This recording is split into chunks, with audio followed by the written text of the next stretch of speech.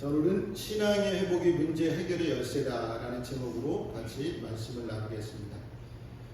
문제를 해결하기 위해서는 드러나는 것보다 드러나지 않는 것을 들여다보아야 합니다. 근본적인 문제를 고치지 않는 한 해결책은 오래가지 못하기 때문입니다. 악한 자라도 궁지에 몰리면 하나님께 매달릴 수 있습니다. 때로 하나님은 악인의 간구를 들으시고 긍휼을 베풀어 주십니다. 그러나 잠시 좋아진 상황은 온전한 회복을 의미하지 않습니다. 죄가 제거되어야 문제가 바로잡히고 신앙이 회복되어야 삶이 회복된다고 본문 말씀을 통해서 가르쳐 주고 있습니다. 북이스라엘의 초대 왕이었던 여로보암은 남유다에 있는 예루살렘 성전으로 인해 백성들이 다시 남유다로 돌아갈 것을 두려워하였습니다. 결국 여로보암은 북이스라엘 지역인 단과 베델에 거짓 성전과 송아지 우상을 세워놓고 의도적으로 백성들을 우상 숭배에 빠뜨렸습니다. 이후 북이스라엘은 단 한 번도 이 여로보암의 죄에서 빠져나오지 못했습니다. 오늘 말씀에 등장하는 북이스라엘의 11대 왕인 여호아하스 역시 마찬가지였습니다. 여기서 우리는 중요한 사실 한 가지를 알게 됩니다. 죄가 전수된다는 사실입니다. 여호아하스의 아버지는 예후인데요. 예후도 북이스라엘의 다른 왕들과 마찬가지로 하나님의 말씀대로 살지 않고 악을 행하며 살아갔습니다. 그 아버지의 죄가 아들에게까지 전수되어 여호아하스도 하나님 보시기에 악을 행하며 백성들도 죄를 범하게 만들었습니다. 이렇게 아들은 아버지가 말로 가르쳐주지 않더라도 아버지의 행실을 보고 따라합니다. 아버지는 아들의 거울이기 때문입니다. 사람이 거울을 통해서 자기 옷차림과 모양을 바로잡듯이 아들도 아버지라는 거울을 통해 자기 행실을 만들어 갑니다. 한 가지 예로 매일 술을 마시고는 어머니와 자기를 폭행하는 아버지를 보며 자란 아들이 있었습니다. 그 아들은 자라서는 절대로 아버지를 닮지 않겠다고 결심을 거듭하며 자랐습니다. 그래서 술도 마시지 않았고 아내는 물론 자녀들을 폭행하지 않았습니다. 그러면서 자신은 자기 아버지와 같지 않다고 늘 자부했습니다. 그런데 어느 날 불만에 가득 찬 자신의 아들로부터 아빠는 할아버지하고 똑같아 라는 소리를 들었습니다.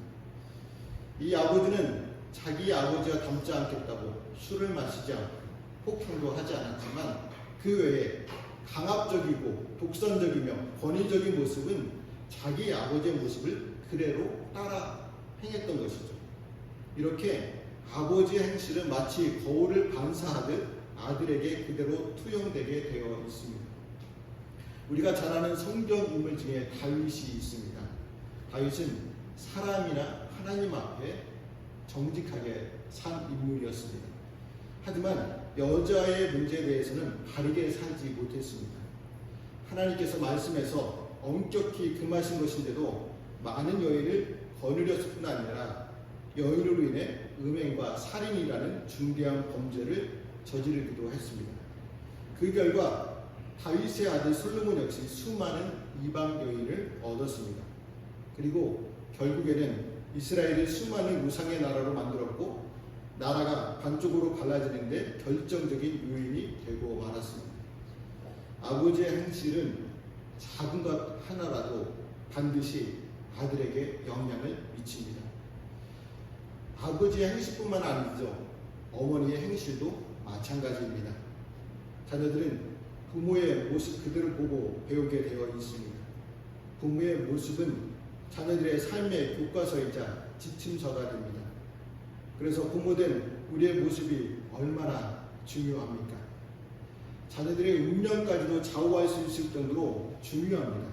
우리는 이와 같은 사실을 알고 항상 자녀에게 좋은 모습, 바른 신앙의 모습을 보여주는 부모가 되시기를 바랍니다. 여호아하스는 아버지 예후에게 악한 모습을 물려받은 대로 이스라엘을 다스렸을 때 하나님은 그 죄악을 어떻게 징계하셨을까요? 3절 말씀을 보면 여호와께서 이스라엘에게 노하사 늘 아람왕 하사엘의 손과 그의 아들 베나닷 손에 넘기셨더니 라고 말씀합니다. 그러니까 하나님은 계속해서 이스라엘을 아람왕 하사엘의 손과 그의 아들 베나닷의 손에 넘기셨습니다. 아람은 이스라엘의 원수이며 하나님을 모르는 불신앙의 나라입니다. 그러한 아람 나라를 하나님께서 이스라엘을 벌하시는데 사용하셨다는 것이죠. 그것도 한두 번이 아니고 범죄한 기간 동안 지속적으로 사용하셨습니다. 이스라엘의 가나안 땅은 단순한 영토가 아닙니다. 가나안은 하나님의 약속으로 주어진 땅이며 하나님의 약속을 상징하는 땅이었습니다. 그래서 이스라엘이 약속 안에 있을 때 그 땅에는 평화와 번영과 이스라엘은 열방을 향한 제사장 나라가 됩니다. 그러나 이스라엘이 약속을 저버리면 평화는 사라지고 이스라엘의 이름은 오히려 열방에서 부끄러워지게 됩니다. 이처럼 언약 백성이 약속을 버리면 하나님의 보호와 은혜는 사라지고 오직 남는 것이 힘이 지배하는 전쟁의 고통뿐입니다. 구원받은 우리도 마찬가지겠죠. 구원받은 백성답게 말씀대로 살지 못하면 또한 죄를 범한다면 가정의 평화와 화목보다는 불화가 생기고 깨어지게 됩니다. 그러면 우리는 이 세상을 어떻게 살아가야 할까요? 사도 바울이 빌립보 교우들에게 빌립보 2장 12절에서 권면하였습니다. 빌립보 2장 12절 말씀을 같이 읽어보겠습니다.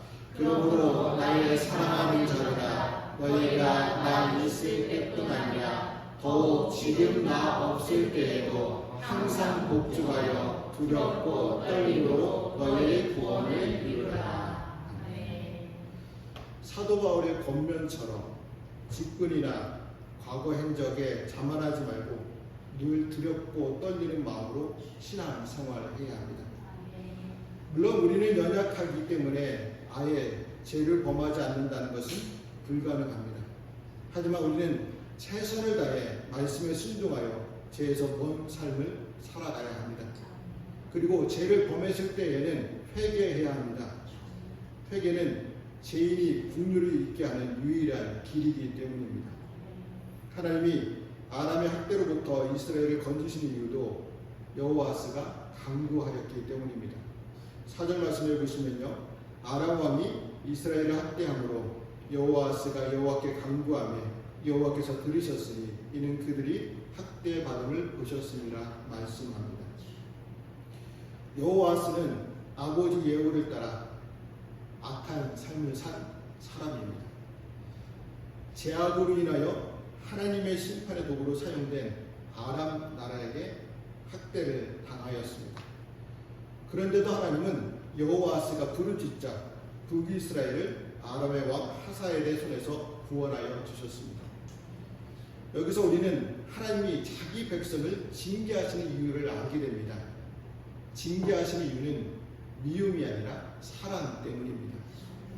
하나님은 징계를 통해 이스라엘이 죄에서 돌이켜 하나님 앞으로 나아오기를 원하셨습니다.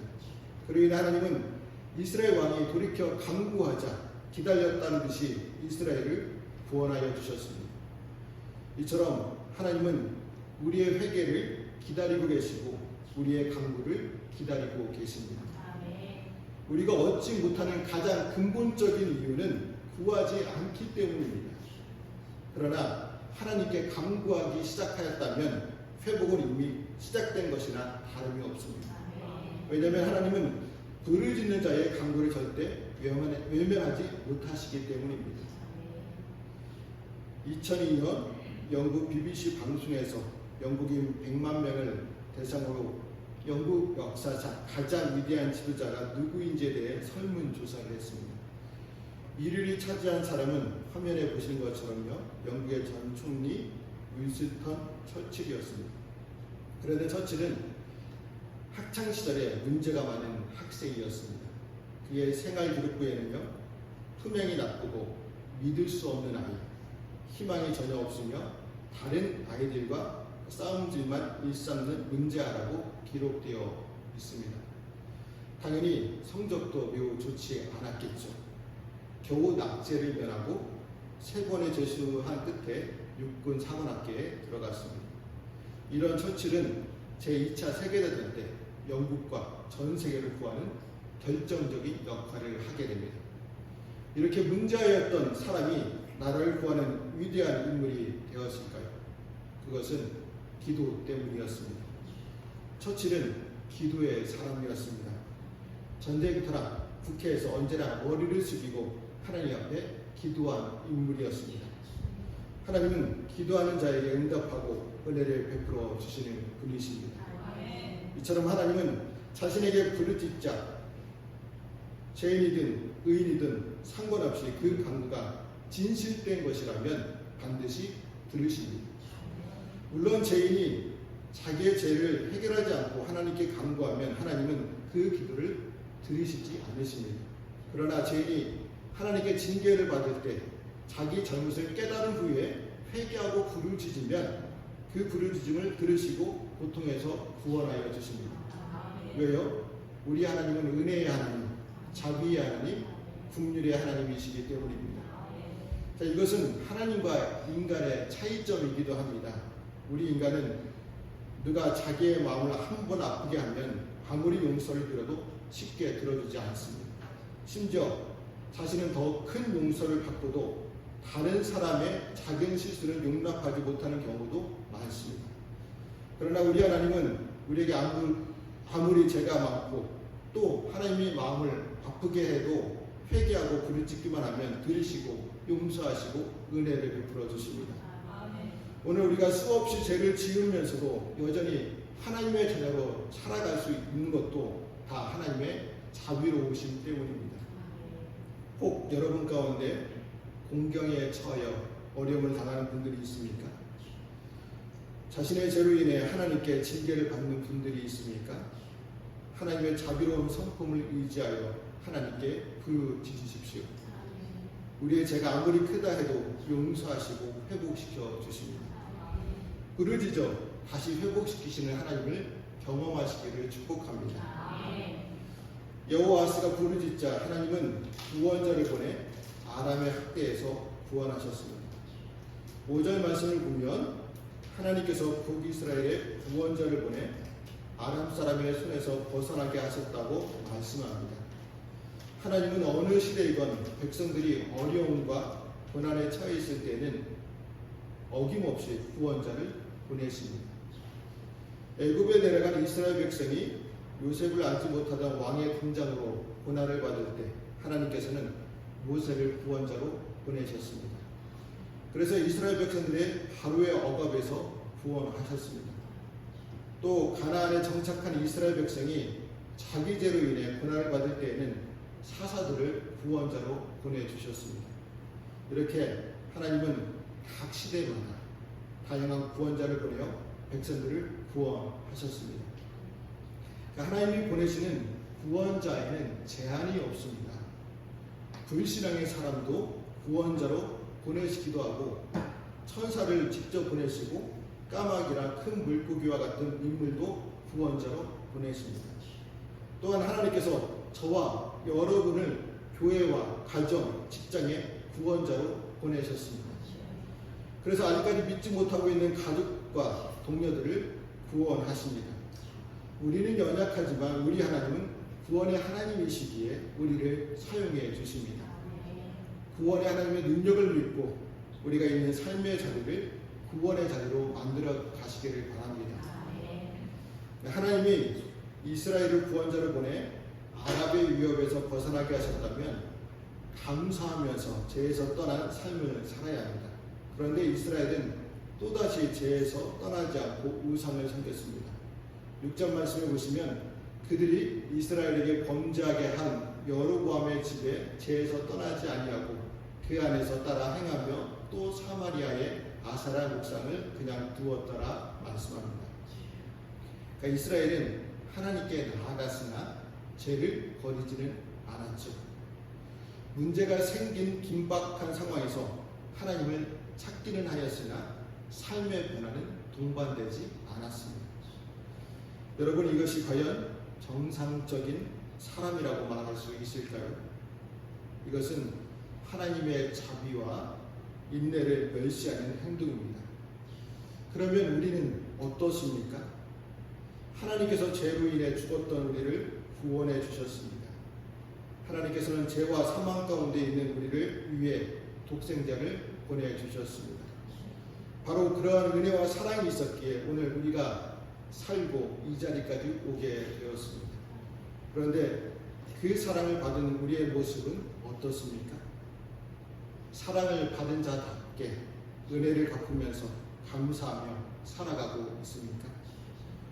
혹시 우리의 삶의 모습도 여호와스나 북이스라엘 백성과 조금도 다르지 않고 하나님께 받은 은혜를 저버리며 살고 있지는 않습니까? 그만큼 사람의 죄성이 뿌리 깊다는 것이죠. 우리는 다른 사람의 잘못을 보기보다는 먼저 자기의 잘못을 보아야 합니다. 그리고 늘 말씀을 읽는 것과 기도하는 생활을 게을리해서는 안 됩니다.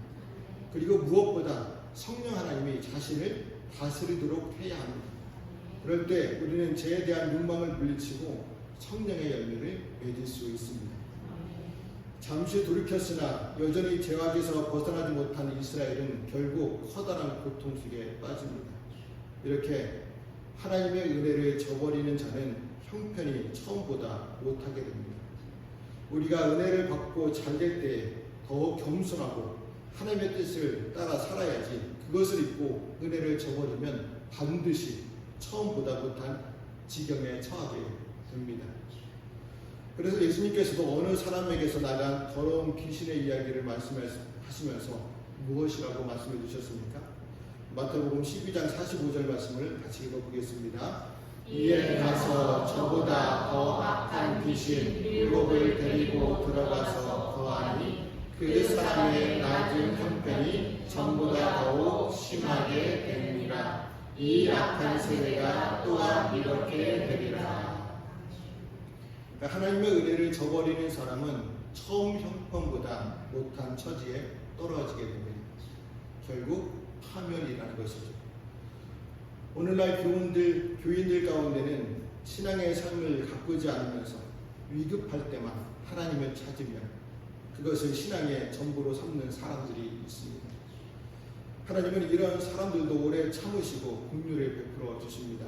그러나 그럼에도 불구하고 끝까지 자신의 죄를 버리지 않는 자는 결코 하나님의 징계와 심판을 피할 수 없게 됩니다.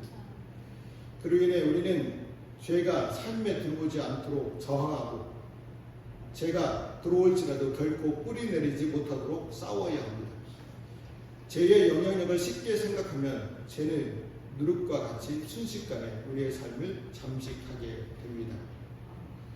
오늘 여호와스는 역대 왕들과 아버지 예후가 버리지 못했던 베델과 단의 금송아지 우상 숭배에 빠져 하나님의 징계를 받았습니다.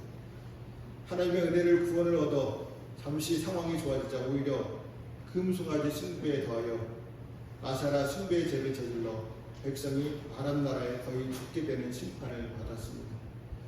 여호와스와 북이스라엘은 근본적인 우상 숭배의 죄를 해결하지 못해 하나님의 징계를 받을 수밖에 없었습니다. 여호와스가 왕으로서 아무리 똑똑하고 유능하고 하더라도 죄를 해결하지 못하면 반드시 실패하고 망할 수밖에 없습니다. 하지만 반대로 능력은 부족하고 나은 것은 없더라도 죄를 회개하고 하나님만 의지하며 살 때 하나님께서 은혜를 베풀어 주십니다.